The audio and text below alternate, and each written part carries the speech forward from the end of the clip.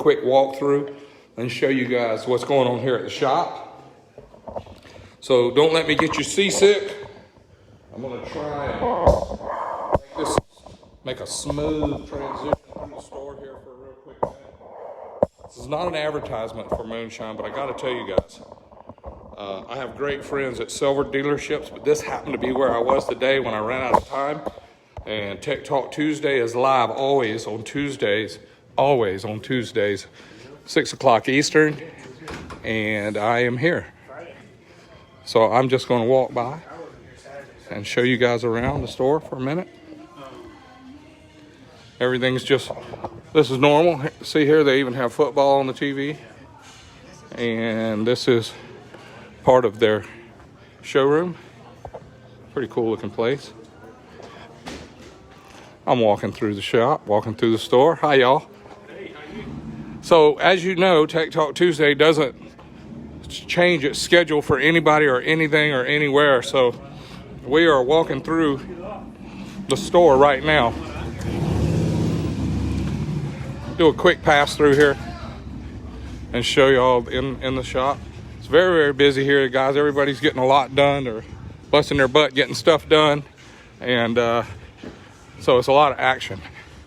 Today, I kind of ran out of time in order to do Tech Talk on time.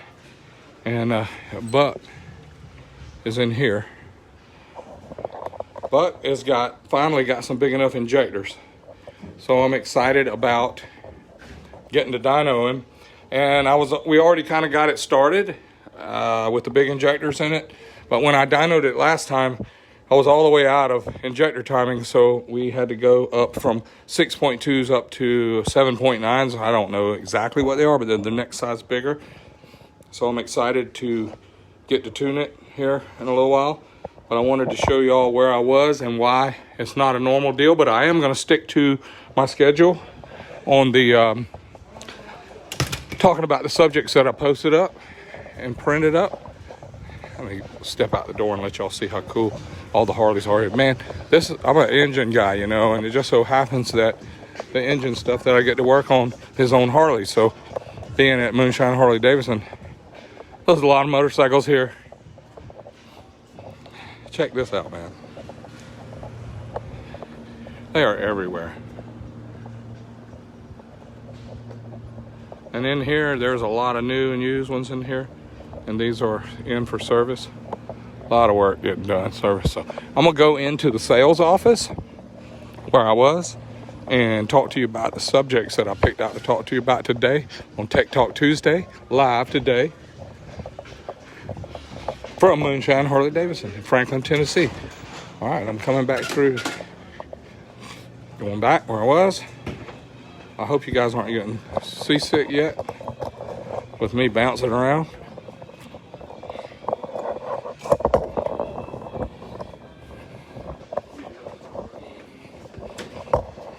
Oops.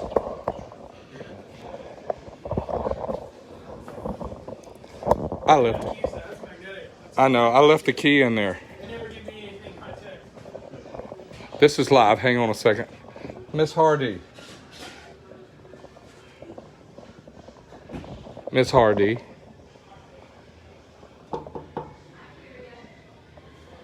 Can you help me open this door? I am so sorry. No, it looks like you're filming, so I wanted to close all my customer stuff. Oh, I wasn't going to show any of that. Oh, okay. I was just going to open the door into that office. Oh, into Joe's office?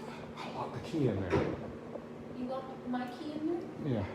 So how am I supposed to give you my key to get in there if you locked it in there? I have a technical difficulty here. Can you help me get in that office? Thank you very much. I don't trust you. I'm coming with you.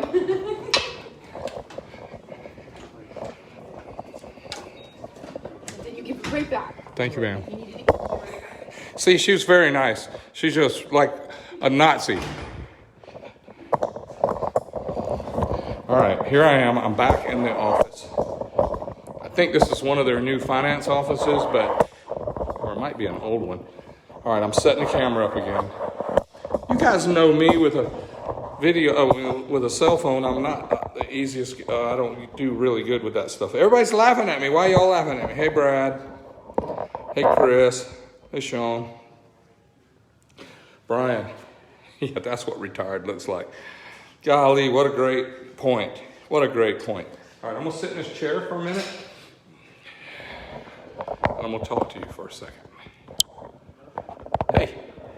All right, this is not my office. I don't work here, but I asked Jamie and the boys here if I could use the office to do my Tech Talk Tuesday, since I haven't missed one on Tuesday for 116 weeks. So very thankful for the opportunity to be able to do it here.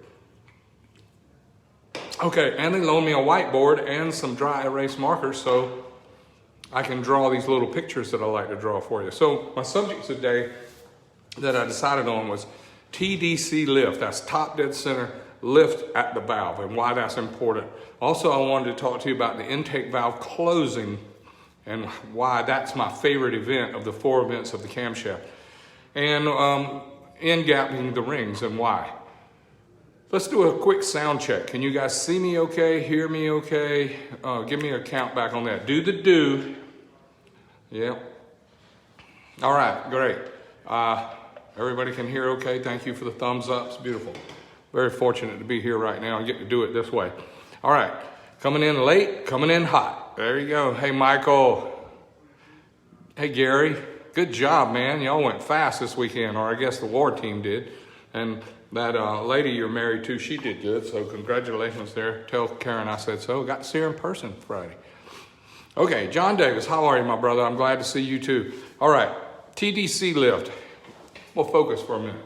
TDC lift is an unusual number that you don't see on cam cars for cars, V8s, and a lot of that stuff. It's mostly on Harleys, and the reason is we have a Hemi design where the intake valves come in and the exhaust valves come in, and if it's 2-valve or 4-valve, they can clip each other. So we have to build the pistons with the clearance in mind to make this work. Now I'm going to try and draw this so you can see what I'm talking about. I'm going to draw it and then see if I'm in the screen. Okay, we got an intake valves coming in like this, and we got the exhaust valves coming in like this.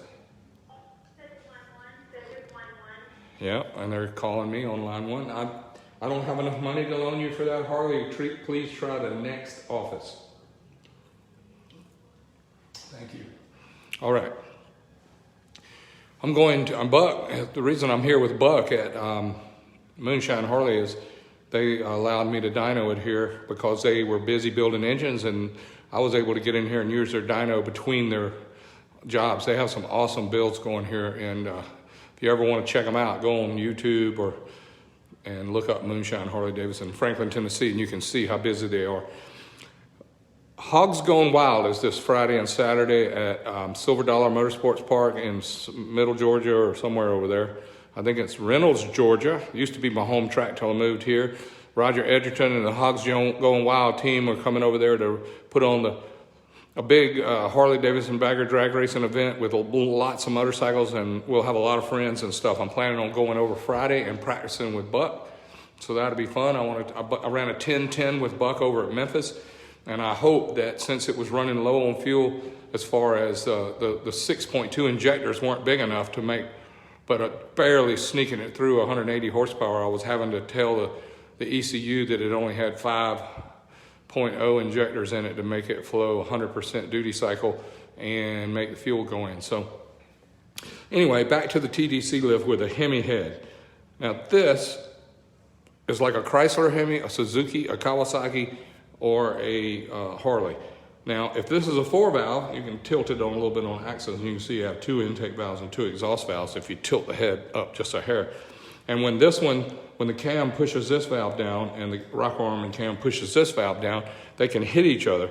And you want the timing of the cams to be right where TDC lift matters. So it's very important for you to get your pistons made to where you have valve pockets deep enough. And people ask me all the time and say, hey man, I want to take my 500 cam out, put a 600 in, or my piston's good enough for that. Well, the pistons really don't care about how much lift. They care about how much TDC lift you have. TDC lift. That means when the piston is at the top, how far are the valves off the seat? so they don't contact the piston. Also, on overlap, can y'all see this okay? On overlap, I'm gonna change the screen angle just a little bit. Ooh, that's too much. On overlap, here's your valve pocket, and here's your valve pocket. On overlap, the intake valve has to be opened and the exhaust valve has to be opened. And then there is an issue that we call, in the car world, it's called clipping clearance. And the only way with a certain cam where the intake and exhaust are fixed on one shaft, the only way that you can get enough clipping clearance is for the camshaft to have the center line spread enough to where this valve is not open very much and this valve is not open very much at TDC. Now, if you're building a custom engine and you got your mind on some really big racing cam you want to go do, you got to tell the guy building your head that he's going to have to sink these valves up in the head. He's got to sink the valves up in the head so that when we get to TDC lift, they are only like our twin cam 680 for Bagzilla style cam is 200 off the seat. At full lift, I mean at TDC is 200 off the seat. So if this valve is 200 off the seat and this valve is 200 off the seat and they touch each other, with you set them at 200 each, if they touch each other, that means you got to sink this valve, the head grinder's got to sink this valve further up in the head, and he's got to sink this valve further up in the head. You've got to sink the valves this way so that when they open at 200 and 200, there will be clipping clearance between them. That's why TDC lift is important. Now, I know that you guys know that I've worn it out about having the 4 events, 1, 2, 3, 4, and the camshaft. And my favorite is the intake valve closing, and I call that EIVC, exhaust valve open, and intake valve open, and exhaust valve closed. These are the 4 events we have. The most important one is the intake valve closed because that's when the air is coming in on the intake and you want that valve to shut at the right time so we have enough air fuel in the cylinder so we can compress it and make a big bang. The second most important one is the exhaust valve open.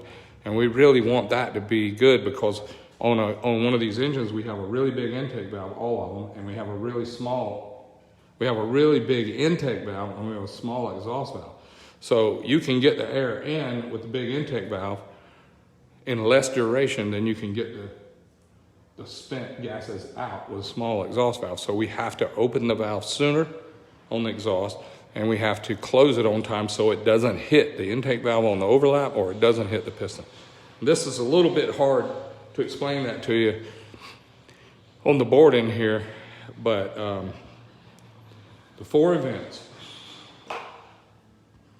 Intake valve closed, that's when the air is coming in and it's going in, the piston's going down and the air is coming in, and then when the intake valve, where the piston stops at the bottom and starts back up on the compression stroke, you want the valve to shut at the right time to squeeze that mixture, then you light it and then it goes bang, and then halfway down on the exhaust stroke, you want the exhaust valve to open to go ahead and get a head start getting the exhaust, the contaminated air fuel and the burnt gases out while there's still some pressure in the cylinder to assist it.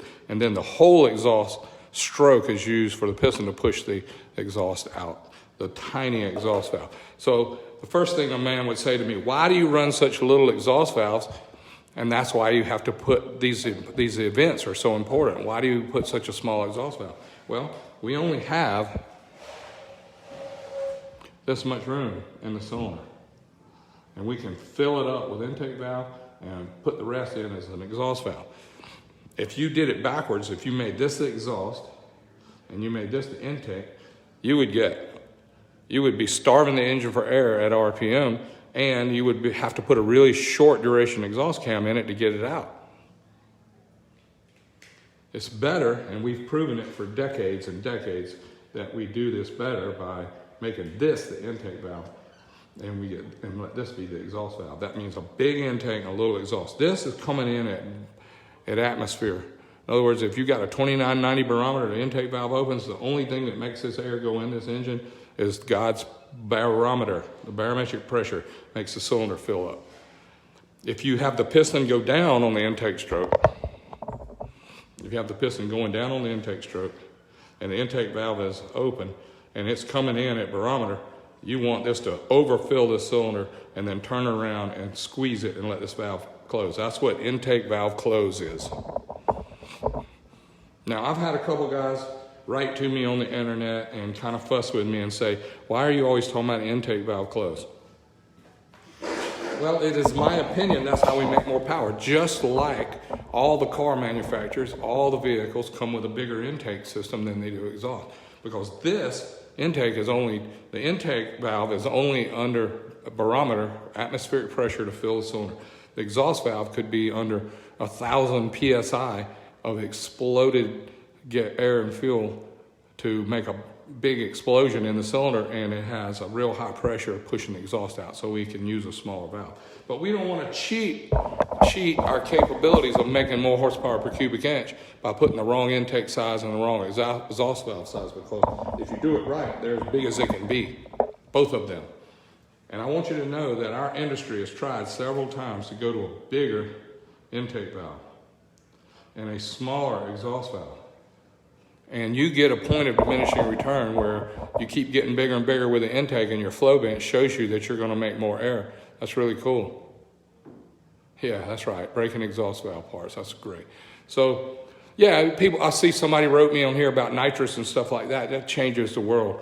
That changes the whole deal, because now it would be better to have a bigger exhaust valve if you had nitrous, because you're spraying in all the oxygen you want. It's really cold air going in the intake with the nitrous kit. Back over here. I want to break this down in order of importance. We have 100% of time to get the air and fuel out. That takes 720 degrees. Why 720 degrees? That means the crankshaft's got to go around twice for you to do all four. You got to do the intake stroke, you got to do the compression stroke, you got to do the power stroke, and then you got to do the exhaust stroke. And it takes 720 degrees of rotation to do it. That's 100% of the time it takes to do all four strokes. So I had to break this down for my own use. The intake valve closing is the most important, and it is 50% of 100 by most important.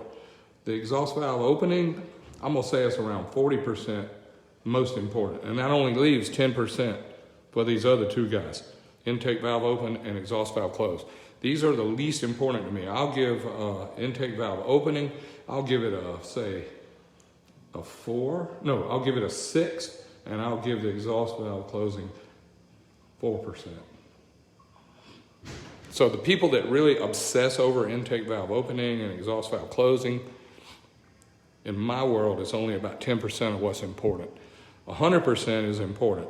But the intake valve closing is 50% most important, because if we don't get enough air in the engine to make any power, it won't make much power. The intake valve, exhaust valve opening is important because we won't make any power if we don't get it out. But what's more important, getting it out or getting it in? I'm going to say getting it in is more important than getting it out. Both are very important, so please don't quote me as saying it's more important to get it in than to get it out. I'm going to say it's 50% the most important to get the cylinder overfilled with the intake valve closing. That would be 100% volumetric efficiency if the valve closes at the right time. But if we can trap it with the inertia and get the... Did she say party line 1? I don't think they're having a party here, but that was cool. No party here. Thank you. Just Tech Talk number 116. Okay. Yeah, I'm in a finance office, but I'm not doing any financing right now. I am actually trying to spend 720 degrees of rotation to get 100% of the valve events done. So there you go, 50% to get it in, 40% of the work is done to get it out. When it opens, when the intake valve opens, it's 6% important, and when the exhaust valve closes, it's 4%. So you got some really good numbers that we'll go over one day soon. And the other thing I wanted to talk to you guys about is the end gapping of the rings. Now, here at Moonshine, I saw it with my own eyes. And many shops that we go to, many shops we go to, they take a stage 1, stage 2, stage 3, stage 4 kit, and they get it from Harley. They open it up, and they bolt it on a motorcycle, and they plug in a canned map, which is an internet download to make the ECU or the ECM run like it should based on the data that they type in. And they say, this map will run with those parts, so we take that map and run it with these parts. And then they give you a canned map. Over here, what they do, that I've seen them do here, and at several other really high-end, nice Harley shops, I've seen them actually take aftermarket parts that are better than the Screaming Eagle Stage 3, Stage 4 parts, and they have custom pistons and custom valves, custom headwork. And when I say custom, that's not just regular part number parts. I've seen them here check the deck height, how far the piston comes out of the hole. I've seen them checking compression ratio. I also seen them in-gap the rings. And when you get a new ring, move this forward and see, piston ring looks like this.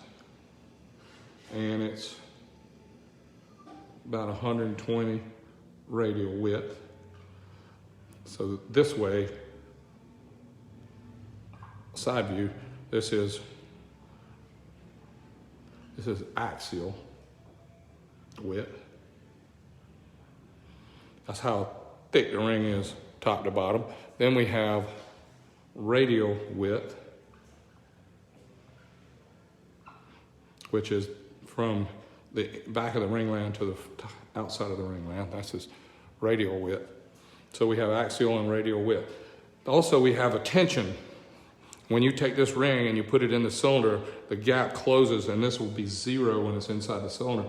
So we have to set it dead nuts true in the cylinder, where we use a tool to set the piston in the ring, set the ring square in the cylinder so it's in there dead straight. And we take a feeler gauge and we put the feeler gauge in here and measure clearance. And I like to run on a 4-inch bore or 4.5 bore. I like to run 20 thou to 22 thou on the top ring in gap. And then you say, wow, that's a big gap. 20 thou, that's like a spark plug, or 22 or 25, that's a spark plug gap.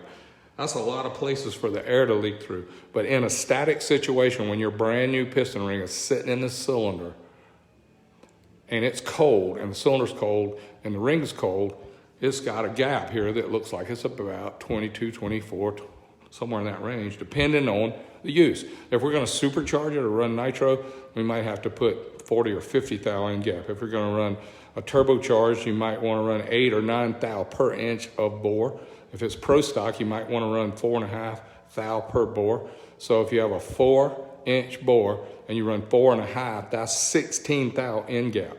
That's 4.5 inches of ring gap per bore.